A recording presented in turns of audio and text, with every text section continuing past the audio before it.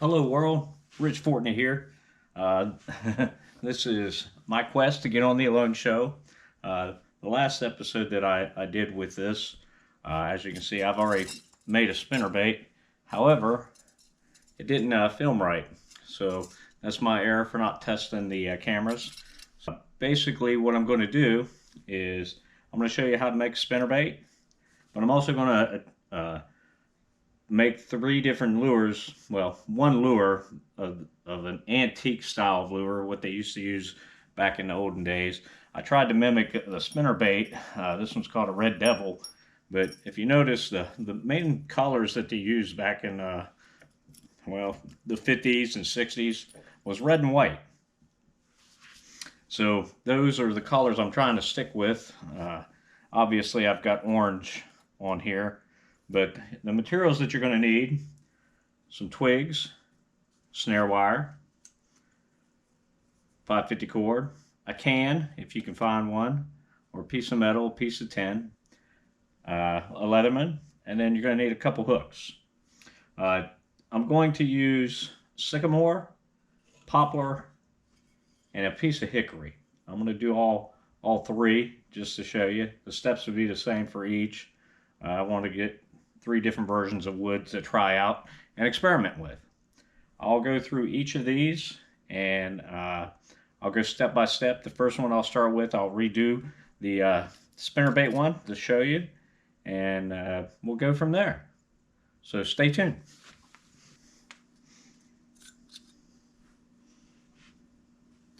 All right, world. First thing you want to do is you want to cut out a piece of your pop can or tin, and you want it to be more like a willow leaf, or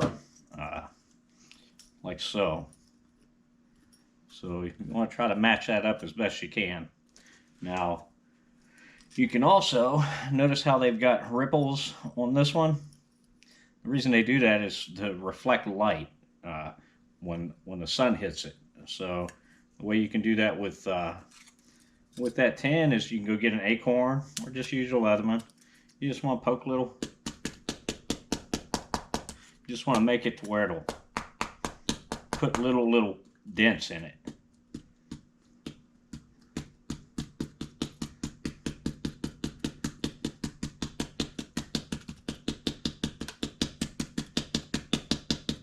You get my point. So that'd be the first thing you want to do. The second thing is you want to make, if you notice on these older styles, you notice that it swivels like so. It spins really good. Well, it spins really good because it has a horseshoe type of connector on your actual leader. Well, it's really not a leader, it's your main beam of your spinnerbait. So you want to do that. You want to make your horseshoe. It's very simple. You just cut your little piece of snare wire. I'm going to cut a real big piece because you're going to need to cut a leader. Make the leader about 12 inches. And then you also want your spinner. So I'll snip a good bit off of here just to do all three. That way I'll move that out the way. And here's how you make your eyelets. Take a little stick, wrap your snare wire around it, and you just start twisting it. If you want to get it really tight, you can hold your Leatherman, make it as a little vise, and just tighten her up. Then if you can't pull the stick out, you just snap the twig, and there you go. You got your nice, perfect little eyelet. And then you can straighten it out, bend it up however you want, just like you'd make the eyelet for a snare. And you can double it up if you really wanted to. It's entirely up to you on what you want. Okay. I'm going to go ahead and make this leader about 8 inches.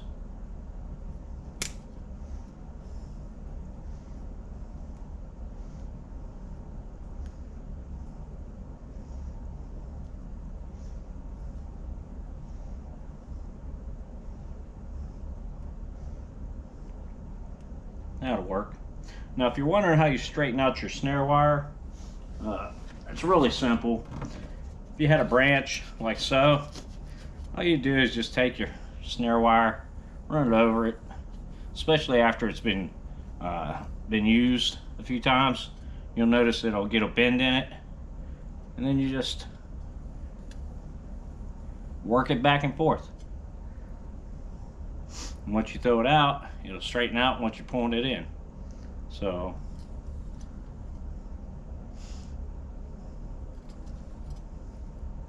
okay, your leader's done. Set it to the side. Now we're going to get moving with your horseshoe. We'll make a couple.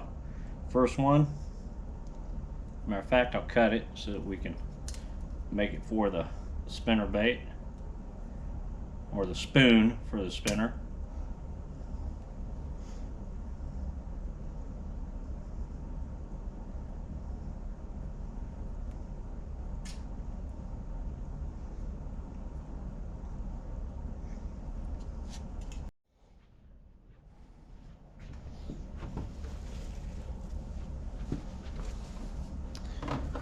Okay, now we're going to make the horseshoe for the actual spoon itself.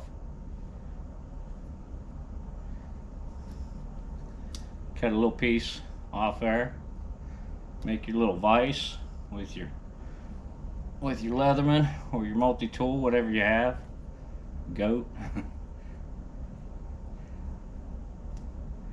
Tighten that up.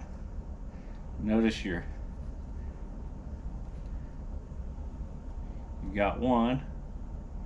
Now you want to bend it over your nail so you can get that horseshoe. Then just do the exact same thing on the other side.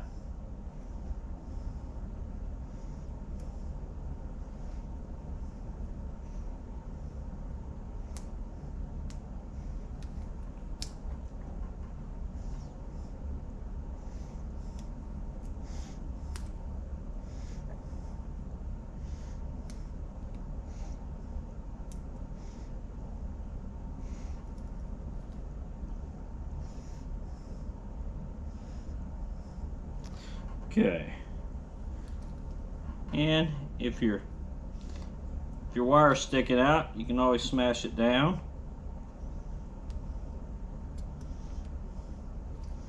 Smooth it out, and then you're going to basically put that through the hole that you make in your spoon. So there you have that. I'm going to set that to the side.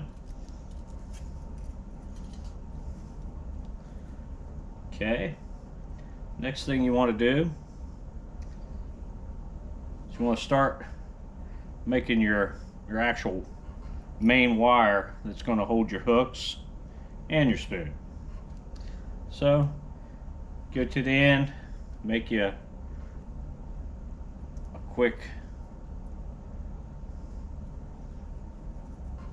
eyelet.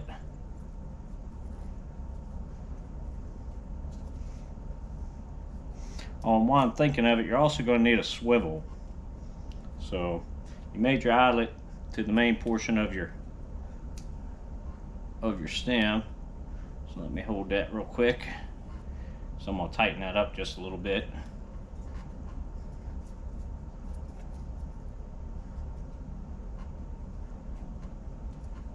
Because what I'm going to do here, I'm going to make a little swivel that's going to go in between your leader and your actual spinner. So that's going to help it move erratically in the water, because that's really what you want. Those predator type of fish like pike, walleye, bass, trout even, they like that erratic type of movement in water. So I will cut that off. And like I said, you can use one strand or double up your loop if you want, especially if you're out there and you're catching those pike and they're straightening out your line. Double it up.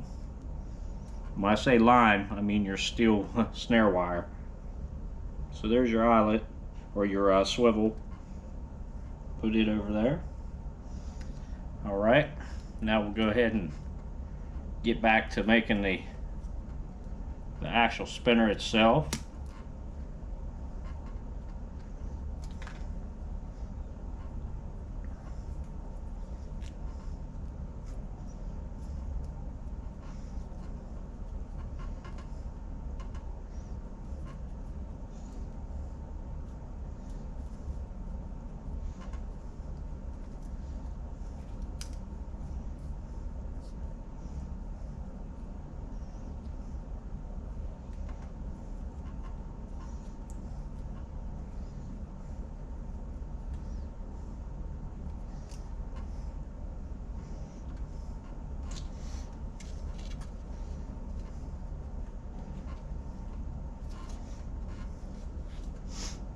Okay, notice that won't come out, so break it.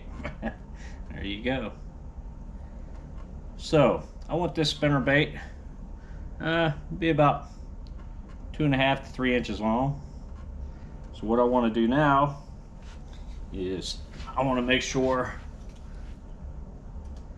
I put the actual spoon on it. So you want to go from the other side.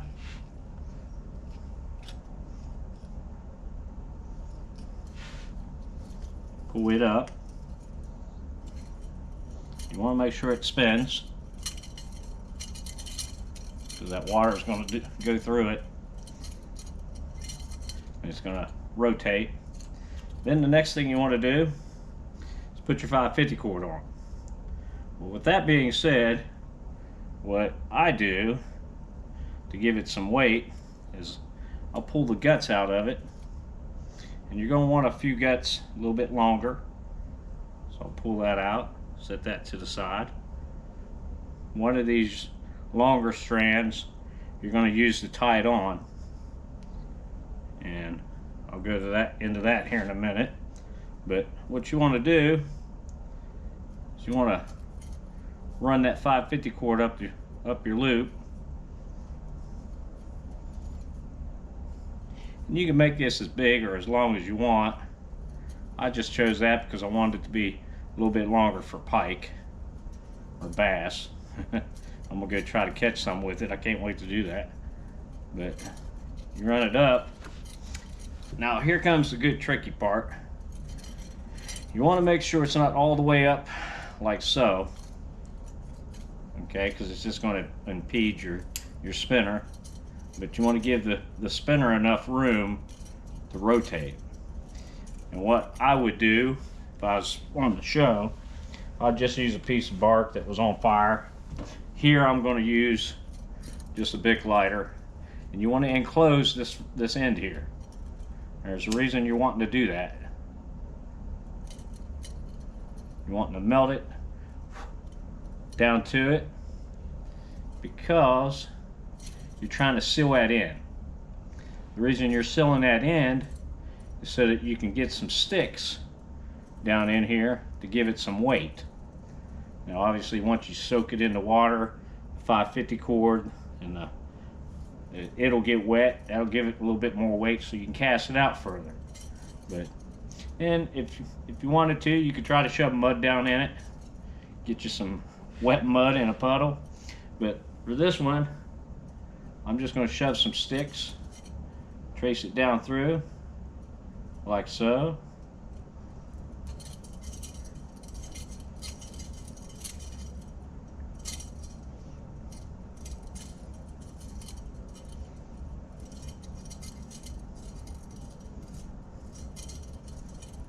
And you can put a couple of them in there if you want.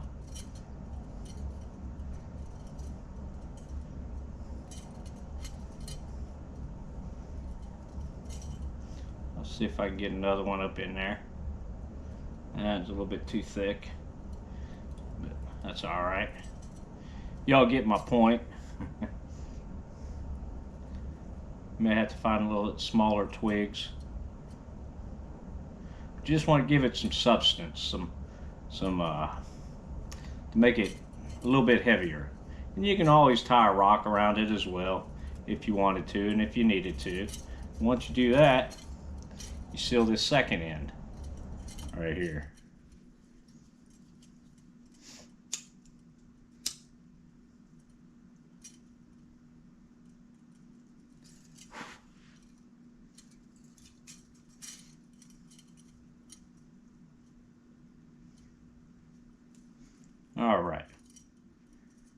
we're getting there. We're almost there. Now, we get to have fun tying on a hook. Well, I personally know that walleye, pike, and bass will sometimes short strike a lure. So, especially spinnerbaits. So what I do, at least when I was amateur pro fishing, I'd fish some tournaments, I'd put a trailer hook on. Most bass fishermen do anyway. And it's just, when they come up and just nip the baits, that trailer hook will sometimes hook into them. So the first thing I do is I tie on the treble hook.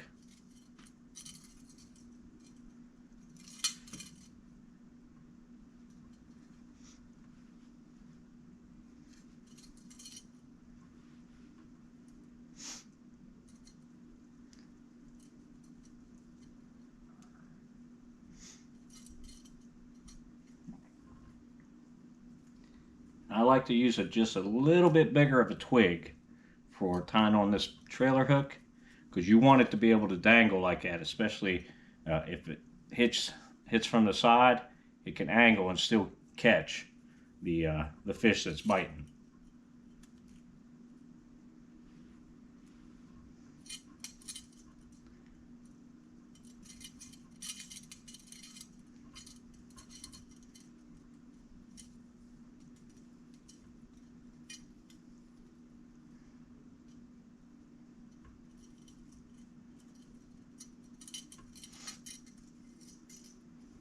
Notice how that eyelet's just a little bit bigger. And you can smash it down a little bit if you want, just to tighten it up. Okay, from there, you want to bring your wire back on itself. And then down here on this treble hook, notice how I put a little gap right here. You just want to weave it around like so that you can put that trailer hook on there. And you can make it as long as you want. I personally like about a ½ inch. That's just me. That's just from my past experience. I'll show you how to do that, especially with bass fishing. Them bass sometimes are pretty finicky. Okay, notice how I can still move. Okay, same with this one. You want to make your little eyelet.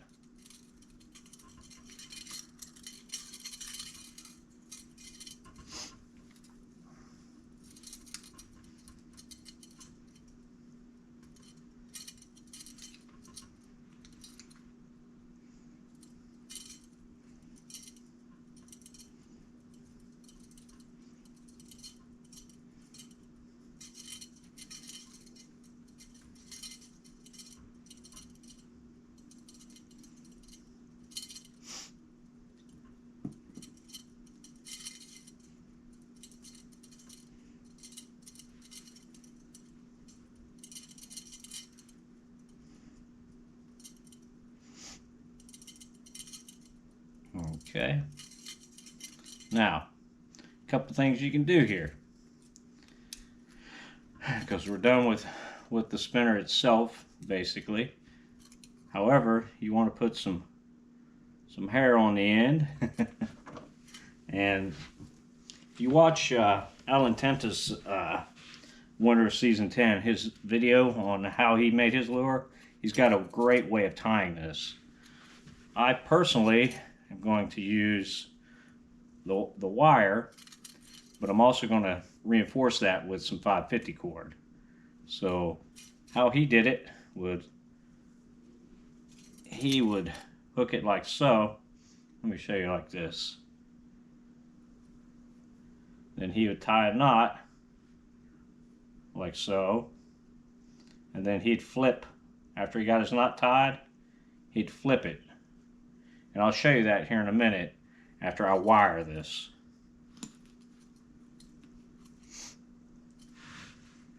So I will grab the hook because I'm wanting to use the wire itself on the inside of the treble. And you just loop it around just like you was doing a whipping knot, except you're not really using a whipping knot. You're just whipping it, the wire. You're just using the wire to reinforce your hook. Now keep this in mind. This one is a barbless. This treble hook here, I had to order some barbless ones. I didn't have any treble hook barbless, so I didn't want to wait for them to come in the mail, so I wanted to get this video out to y'all.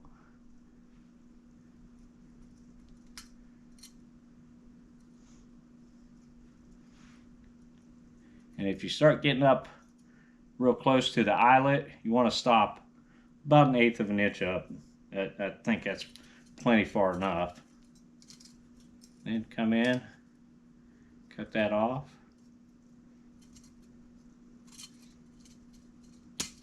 Plus that extra little bit of wire is going to give it some glare with the sun hitting it as well.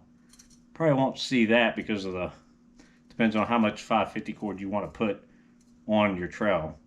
But let me go ahead and do that now.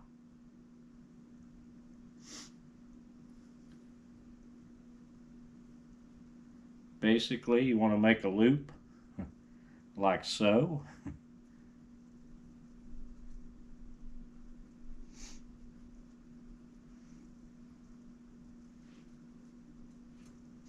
And you can even run it through your eyelet if you wanted to. But this technique right here that Alan did, I thought was pretty cool.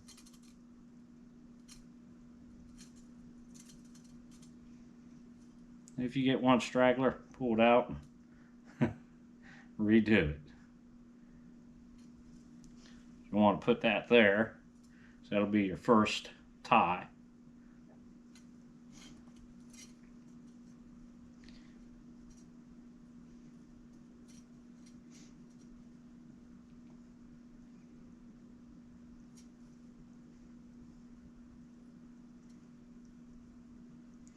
You'll want to tie just a simple overhand knot.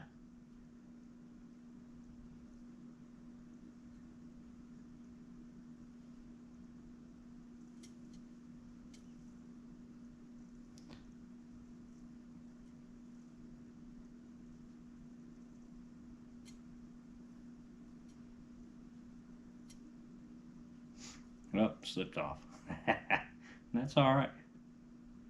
There we go.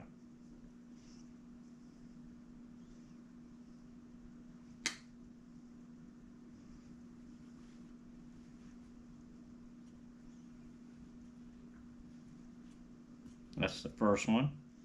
And then what Alan would do, he would flip it, make another knot,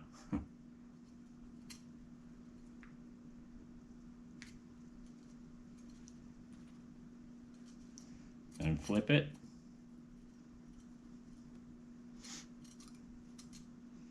make another knot.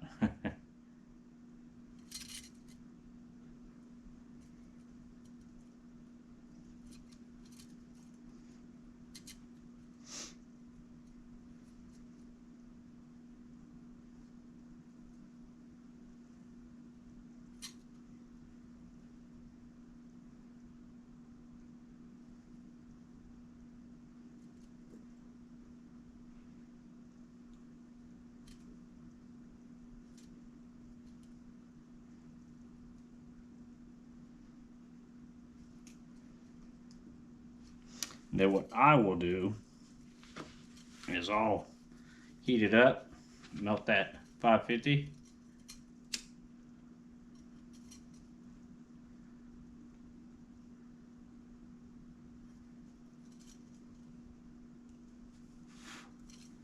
And there you have it.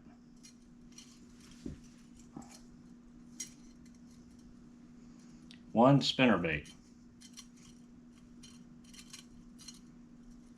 So I can't wait to see if this catches a few nice bass or a couple pike. So all right, from there, now we're going to go into building the wooden ones. So let me pause for a minute and get set, and we'll go from there.